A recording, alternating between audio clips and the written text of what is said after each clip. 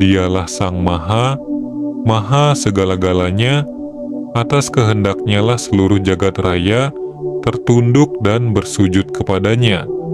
Tak mampu akal ini menjangkaunya, karena batasannya yang telah menjadi sekat dan menjadi rahasia agung atas kebesarannya.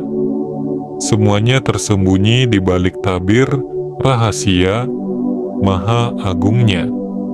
Perjalanan demi perjalanan terlewati melalui jalan yang telah dilalui. Itulah sebuah kisah kehidupan.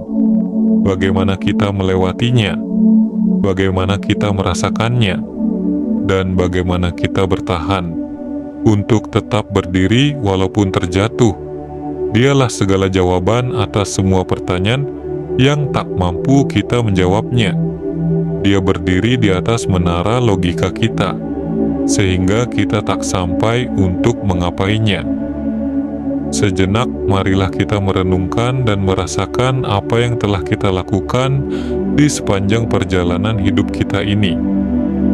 Kita buka kembali lembaran lama kisah-kisah hidup kita, baik itu senang ataupun penuh dengan luka, penuh makna, dan bahkan penuh dengan derayan air mata. Dengan mengingat kembali kisah perjalanan hidup kita ini, atau muhasabah diri, kita bisa belajar dan bisa memahaminya apa sejatinya dari perjalanan hidup kita ini. Itulah pertanyaan yang akan kita temukan di dalam renungan yang tersimpan di dalam hati nurani kita. Pernahkah kita memahami dari setiap kejadian yang kita alami? Apakah semuanya hanyalah sebuah kebetulan ataupun ketidaksengajaan untuk kita percaya ketika setangkai daun jatuh, setetes air mengalir dari mata airnya? Semua ini adalah kehendak daripadanya. Dia yang mengatur semuanya dan hanya Dia yang mengetahuinya. Sungguh maha di atas segalanya. Disinilah sebuah rahasia itu tersimpan, di balik akal yang tak mampu untuk mengukurnya. Itulah rahasianya. Semua kejadian ataupun peristiwa yang telah kita rasakan ini bukanlah sebuah kebetulan, bukanlah sebuah ketidaksengajaan. Ini adalah sebuah ketetapan dan takdir darinya yang telah tertulis di dalam Lauhul Mahfudz-Nya. Sungguh semua ini adalah hidayah darinya untuk kita bisa memahami serta merenungkannya. Sejauh akal berpikir, akan menjadi sebuah malapetaka bila kita tidak menggunakan hati nurani kita untuk merenungkannya. Akal ini membuat kita tergelincir, karena akal ini adalah nafsu yang akan menjerumuskan diri kita sendiri. Saudaraku, sahabat titik jiwa, ibarat kita memandang ataupun melihat sebuah samudra. Kita tak akan mengetahui hakikat samudra itu bila kita hanya melihatnya tanpa kita menyelami dasar samudra itu sendiri. Tuhan memberikan kita akal pikiran untuk kita bisa mengerti, dan Tuhan memberikan kita hati nurani untuk bisa memaknai, meresapi, dan merenungkannya. Apa yang telah Tuhan tunjukkan kepada diri kita. Ini adalah sebuah realita bahwa kebesaran dan kemaha-agungannya tidak bisa dipikirkan dengan logika kita, karena logika kita tak sampai dan tidak mampu untuk mencapainya. Jika semua ini kita resapi, kita maknai, dan kita renungkan, tentu kita akan merasakan sungguh betapa sangat maha Sang Maha. Sejauh mata memandang tentu mempunyai batasan, sehingga tak mampu kita melihat apa yang ada di jauh sana serta di balik materi yang menutupinya. Jika mata hati ini yang melihat dan memandang, sungguh tiada batasan jarak, waktu, dan sekat yang menutupinya. Mata hati adalah sebuah mata gaib yang hanya Tuhan yang bisa memberikan, yang ada di dalam batin kita yang tak mampu kita membahasnya, karena setiap insan diberikan pemahaman yang berbeda-beda tentang mata hati yang diberikan Tuhan kepada makhluknya. Jadi, tidak ada yang tidak mungkin jika Tuhan sudah berkehendak. Dialah Sang Maha, Maha segala-galanya. Maka dari itu kita pikirkan dan kita renungkan semua ini, menggunakan akal dan hati kita untuk memahaminya, untuk memakainya serta meresapinya. Akibat banyak sekali pelajaran ataupun hikmah yang harus kita resapi dan kita pahami lewati peristiwa ataupun kejadian yang kita alami. Inilah pelajaran dan sebuah ilmu untuk kita belajar serta memahaminya. Tuhan memberikan kita sebuah peristiwa ataupun sebuah kejadian adalah untuk kita sadari bahwa kehendaknya menyadarkan kita dengan kasih sayangnya melalui sebuah ujian dan cobaan yang diberikannya dalam hidup kita ini. Sebuah ilmu yang tak tertulis oleh sebuah kata-kata, tak terucapkan oleh sebuah suara, dan tak dapat dipahami oleh logika. Karena ilmunya dapat kita terima menggunakan sebuah hati nurani yang terdalam yang telah terbuka atas hidayah darinya. Jika kita bisa menggunakan hidup kita ini dengan sebaik-baiknya, menjadi hambanya yang beriman dan bertakwa kepadanya. Sungguh beruntunglah diri kita dan sungguh merugilah diri kita jika hidup kita ini kita sia-siakan untuk melakukan perbuatan yang hanya untuk membuat murka Sang Pencipta, karena Dia Maha Adil, kata segala sesuatu yang telah diperbuat oleh makhluknya.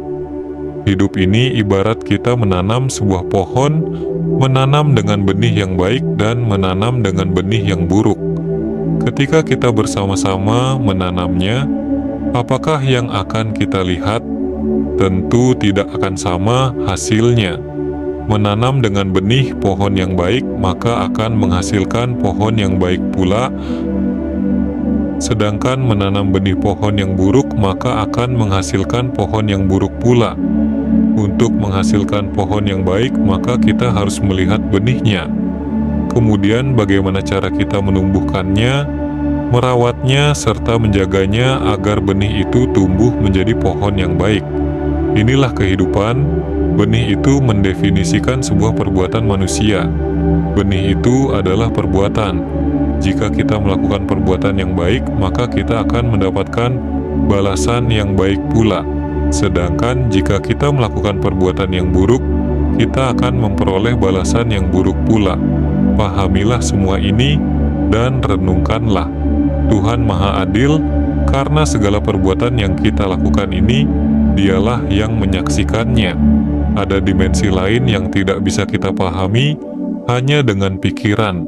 Inilah kekuatan dari ilmu rasa, sebuah pandangan yang tak hanya menyentuh jiwa, tetapi juga mampu membuka pintu kebijaksanaan dan juga kesadaran. Bayangkan jika kita bisa melihat dunia bukan hanya sebagai kumpulan objek yang bisa didefinisikan dengan akal, tetapi sebagai bagian dari diri kita sendiri. Sesuatu yang hidup dan bernafas bersama dengan kita. Bagaimana jika ilmu rasa ini mampu membuat diri Anda seolah-olah terlahir kembali? Ilmu rasa bukan sekedar konsep yang abstrak, melainkan sebuah kekuatan yang meresap dalam setiap aspek kehidupan kita. Berbeda dengan berbagai mitos yang seringkali dianggap tak berdasar karena tidak dapat dijelaskan oleh logika. Dia merasa justru menemukan maknanya melalui pengalaman dan intuisi. Dalam mitologi yang sering kita temukan dalam bentuk dongeng dan sastra, sebenarnya adalah cermin dari karakter manusia itu sendiri. Sastra dengan segala keindahan yang meminjam karakter-karakter dari kehidupan kita untuk mengajarkan bagaimana membangun kepribadian diri secara utuh. Dalam diri kita terdapat beberapa elemen penting jiwa yang terhubung dengan pikiran spiritual yang bersemayam di hati dan psikis yang menjadi jembatan antara keduanya. Setiap elemen ini memiliki peranan yang menentukan siapa kita dan bagaimana menjalani hidup ini. Namun ketika kita hanya mengandalkan rasio, kita seringkali jatuh ke dalam perangkat berpikir bahwa kita paling tahu tanpa mau membuka diri terhadap hal-hal di luar diri kita. Ini yang mengakibatkan kita kehilangan kemampuan untuk berempati. Dan lebih parahnya lagi, kita menjadi terasing dari alam dan makhluk hidup lainnya. Rasionalitas seringkali mendorong kita untuk melihat segala sesuatu sebagai objek yang terpisah dari diri kita. Ini juga yang disebut sebagai rasiosentrik, sebuah pandangan yang hanya mementingkan materi dan logika tanpa mempertimbangkan aspek rasa. Namun, jika kita mulai menggunakan ilmu rasa, kita akan menyadari bahwa alam bukanlah objek, melainkan saudara kembar kita. Alam dan manusia saling terkait dengan siklus kehidupan. Kita memiliki tanggung jawab untuk menjaganya, bukan hanya melalui tindakan yang logis, tetapi juga dengan hati yang penuh kasih dan penghormatan. Sedangkan mukjizat, sesuatu yang sering dianggap sebagai fenomena yang tidak dapat dijelaskan oleh logika, sebenarnya dapat dimengerti melalui ilmu rasa. Rasa ingin tahu yang mendalam, dorongan untuk memahami sesuatu secara utuh. Itulah yang membuat ilmu rasa begitu sangat penting. Dalam agama, rasa sering disebut sebagai keyakinan, sebuah bentuk pemahaman keimanan yang datang dari dalam diri. Memahami diri melalui ilmu rasa akan dapat melihat kehidupan dari berbagai sudut pandang dan akan menjadikan kita lebih bijak dalam menjalani hidup. Namun di era modern ini, kita semakin terjebak dalam pola pikir rasional yang membuat hidup kita timpang. Kita cenderung menilai segala sesuatu dari segi materi dan keuntungannya, tanpa pernah mempertimbangkan nilai-nilai luhur yang telah diwariskan oleh nenek moyang kita. Gotong royong misalnya, bukanlah tentang untung rugi, melainkan tentang kebermanfaatan. Orang-orang terdahulu telah memahami hal ini, karena mereka mengandalkan pengalaman langsung, bukan dengan teori yang kaku. Seperti pamali atau tata krama hidup, yang sering dianggap sebagai takhayul, sebenarnya memiliki makna mendalam jika dilihat dari perspektif ilmu rasa. Pamali mengajarkan kita adab dan tata krama, sesuatu yang mungkin tidak bisa dijelaskan oleh logika, tetapi sangat berarti dalam menjaga harmoni kehidupan. Ketika kita mencoba untuk menyelesaikan segala sesuatu hanya berdasarkan dengan teori, kita seringkali gagal memahami esensi sebenarnya dari kehidupan itu sendiri.